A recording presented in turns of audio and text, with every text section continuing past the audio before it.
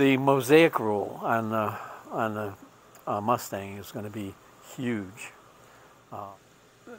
You'll be able to do do the light sport. This new rule is set up for 3,000 pounds, 250 knot top speed, 54 knot stall speed, retractable, controllable prop, all of that. So it's I couldn't have asked for more if when. Although I have to really say that I really didn't pay any attention to it when they first came out with it, because I had been down this road before and I know it's a long process. Anyway, I think we've got a real bright future. We've got I have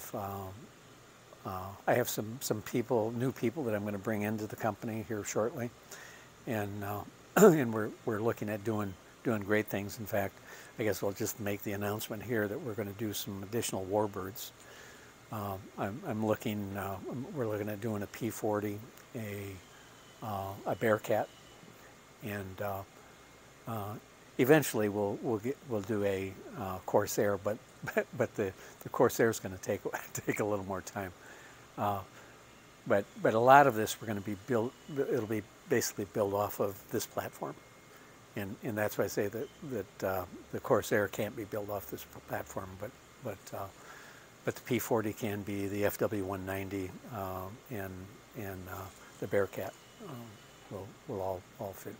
Some of the advantages on the Bearcat, the round engine airplanes, is Werner has an engine that's available, right off the shelf right now, that's reasonably priced. They're also working on a 200 horsepower version of the basically the same platform. That their current one is 158 horsepower, I think. So, and then we probably also have P47. So there's several airplanes that we're looking at. Which one we actually do first, I haven't made up my mind. P40 is probably the easiest, so that'll probably be the first one that we do. But then the Bearcat is real intriguing, and I say that because and also the P47, because you can scale the P47 and the Bearcat down, and you still have that huge round engine. And if you don't want to put a round engine in it, it'll accommodate like a 360. And it's big enough. The problem with the Mustang, with an aircraft engine, is the only aircraft engine that's narrow enough to go in there is the Rotex, or an inline, but there's no lightweight inlines that we did. We had one airplane that we did the Loam engine in, and I did the test flying on that, and I can say that it worked great once you were in the air, but it was a pig getting off the ground. And one of the big performance factors that we get out of the Mustang, the reason that we can get it off in 300 feet, is that it's the geared engines, you're multiplying the torque, so it gets you going real quick. By comparison. So 100 horsepower Continental compared to 100 horsepower Rotex, there's no comparison out of the hole. It just gets out real quick. Let's see. We've constantly made improvements on the Mustang. One of the things is here, and this is just a recent improvement. This is actually a splash off of the cowling of the Stewart. Okay, so it's a fiberglass cowl that that fits right on our Mustang, and it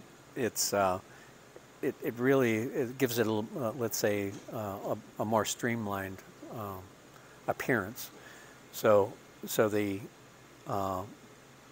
on the original Mustang, we have a little on the from the nose bowl, from the spinner to it blends into the nose bowl the spinner blends into the nose bowl, but then there's a little bit of a shoulder coming up to here, so, or coming up to the forward bulkhead, and in that you lose this smooth transition. So here we're going to have that smooth transition.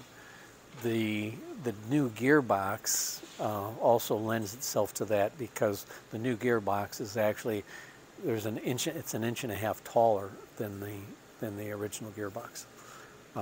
The space between the drive shaft of the engine and the prop hub is 8.5 inches on the standard gearbox, and it's 10 inches on the 400 horsepower. So we, I have hopes that all that's going to blend. But even without that, we can raise the engine that inch and a half and have this blend in nicely. So this will actually get rid of one of the let's say features of our Mustang that's not let's say perfectly duplicated from the or replicated. Okay, we do have different wings that are available. We've got, this is actually a long wing here. The original wing would end right here, so your wingtip would be here, and the long wing, we have this extension. So the standard wing is 24 feet. The extended wing is 27 foot 10 inches, which is right to scale. In the plan form was always to scale, except it was just cut off short.